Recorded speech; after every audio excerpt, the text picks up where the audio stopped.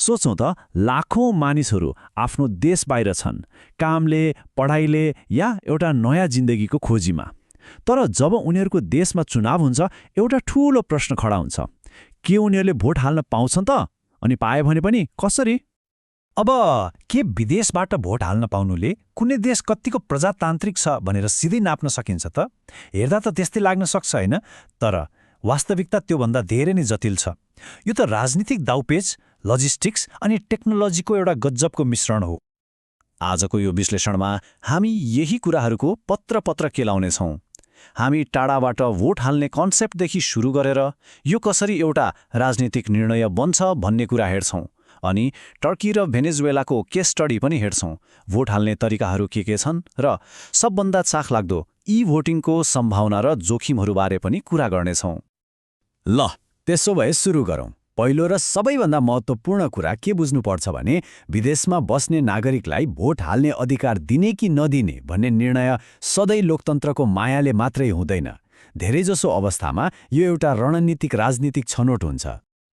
हो, सामान्यतया के देखिन्छ भने कुनै देश तानाशाहीबाट अलि उदार प्रजातन्त्रतिर जाँदैछ भने उसले विदेशमा रहेका आफ्ना नागरिकलाई भोटिङ अधिकार दिने सम्भावना बढ्दै जान्छ। तर याद राखौँ, यो एउटा सम्भावना मात्रै हो, कुनै पक्का नियम होइन। अनि यहीँनिर कुरा एकदमै रोचक हुन पुग्छ। यो विषयमा कुरा गर्दा एउटा शब्द बारम्बार आउँछ, इमिग्रेन्ट इन्फ्रान्चाइजमेन्ट। यसको सिधासाधा अर्थ हो विदेशमा बस्ने नागरिकलाई आफ्नो देशको चुनावमा भाग लिन दिने प्रक्रियाहरूको समग्र रूप। र यहाँ छ सबैभन्दा मुख्य कुरा। सत्तामा बसेकाहरूले सोध्ने पहिलो प्रश्न के हुन्छ थाहा छ? के विदेशमा बस्नेहरूले हामीलाई भोट दिन्छन् कि हाम्रो विरुद्धमा? हो, उनीहरूलाई भोटिङ अधिकार दिने कि नदिने भन्ने निर्णय अक्सर यही चिसो रणनीतिक हिसाब किताबमा टिकेको हुन्छ। अब यो राजनीतिक हिसाब किताबले वास्तवमा कस्तो असर पार्छ त? यो बुझ्नको लागि दुईवटा देशको कथा हेरौँ, टर्की र भेनेजुएला। यी दुईले अपनाएको बाटो आकाश पातालको फरक छ। यी दुई देशको कथामा आधारभूत भिन्नता यही हो। टर्कीमा सरकार चलाइरहेको पार्टीलाई लाग्छ कि विदेशमा बस्नेहरू उनीहरूकै समर्थक हुन्। अर्कोतिर भेनेजुएलामा सरकारले प्रवासीहरूलाई विपक्षीको भोट ब्याङ्कको रूपमा हेर्छ। टर्कीको कुरा गरौँ, त्यहाँको सत्तारूढ एकेपी पार्टीलाई थाहा छ कि प्रवासी भोट उनीहरूलाई आउँछ। त्यसैले सरकारले भोट हाल्न सजिलो बनाउन र धेरैभन्दा धेरैलाई भोट हाल्न लगाउन प्रशासनिक नियमहरू नै परिवर्तन गर्यो। जस्तै हेर्नुस् न, 2014को चुनावमा विदेशमा भोट हाल्ने समय 1 देखि 4 दिन मात्रै थियो। तर 2018मा त्यसलाई बढाएर 1 देखि 13 दिनसम्म पुर्यायो। किन? ताकि धेरैले भोट हाल्न भ्याउन्। अब ठ्याक्कै यसको उल्टो कथा भेनेजुएलाको हेरौँ। यहाँ सरकारले प्रवासीहरूलाई भोट हाल्न गाह्रोभन्दा गाह्रो बनाइदियो, किनभने उनीहरूले विपक्षीलाई भोट दिन्थे। 2006 पछि त के गर्यो भने भोट हाल्न आफ्नो परिचय पत्र मात्र भएर पुग्दैन, वैध आवासीय भिजा पनि चाहिने बनाइयो। यो एउटै नियमले दोहोरो नागरिकता भएका धेरै मानिसहरूलाई सिधै मतदान प्रक्रियाबाट बाहिर फालिदियो। र यो समस्या खालि कानुनी मात्र थिएन। भेनेजुएलाका एक नागरिकको यो भनाइले त्यहाँको डर र अविश्वासको माहौललाई छर्लङ्ग पार्छ। उनी भन्छन्, हामी त दूतावासमा गएर आफ्नो नाम लेखाउन पनि डराउँछौँ, किनभने हामीलाई लाग्छ कि त्यो सबै सरकारको नियन्त्रणमा छ। सोच्नुस् त, यस्तो डरले पनि भोट हाल्ने आँट कसरी आउँछ र? ल, हामीले अहिलेसम्म विदेशबाट भोट दिने किनको बारेमा त कुरा गर्यौं।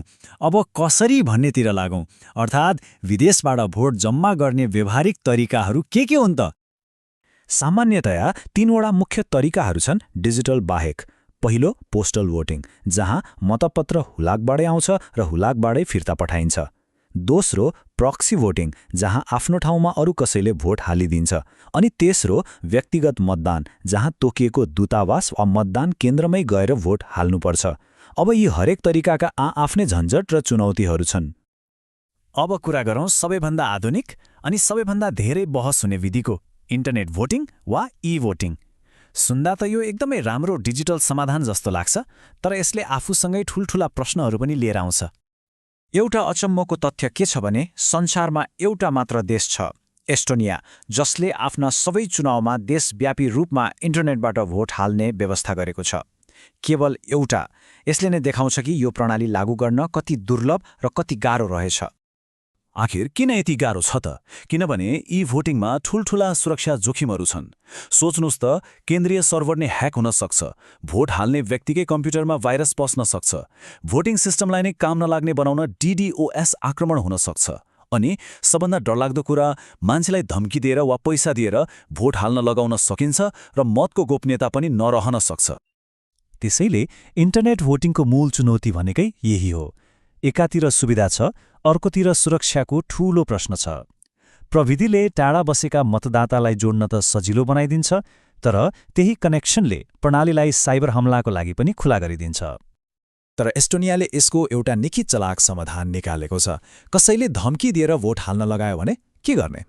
यसको लागि उनीहरूले मतदातालाई जतिपटक पनि भोट हाल्न दिन्छन्, तर गणना चाहिँ सबैभन्दा अन्तिममा हालेको अनलाइन भोटको मात्र हुन्छ। अथवा यदि उनीहरू मतदान केन्द्रमै गएर भोट हाल्छन् भने त्यही भोट नै अन्तिम मानिन्छ। यो साँच्चै नै एउटा अनौठो र गजबको उपाय हो, होइन त? ल, अब यी सबै टुक्राहरूलाई जोडेर एउटा ठूलो चित्र बनाऊ। हामीले राजनीतिक दाउपेच र प्राविधिक चुनौती दुवैलाई हेर्यौं। यसले विदेशमा हुने मतदानको समग्र चित्र कस्तो देखाउँछ त? मुख्य सन्देश के हो भने विदेशबाट भोट हाल्न दिने कि नदिने भन्ने निर्णय र त्यसका लागि कुन तरिका अपनाउने भन्ने कुरा एउटै सिक्काका दुई पाटा हुन्। यो विशुद्ध राजनीतिक रणनीतिको हिसाब किताब र प्राविधिक जोखिमको एउटा जटिल मिश्रण हो। यो केवल अधिकारको कुरा मात्रै होइन, यो त राजनीतिक गणना र व्यवस्थापकीय चुनौतीहरूको एउटा लडाईँ पनि हो। र अन्त्यमा एउटा गम्भीर प्रश्नमा आएर टुङ्ग्याउँ। आज लाखौं मानिसहरू आफ्नो देश बाहिर बसिरहेका छन् र यो संख्या दिनदिनै बढ्दो छ। के यो बढ्दो विश्वव्यापी मतदाताले प्रजातन्त्रलाई बलियो बनाउला, वा यो नै यसको सबैभन्दा ठूलो नयाँ कमजोरी बन्न पुग्ला?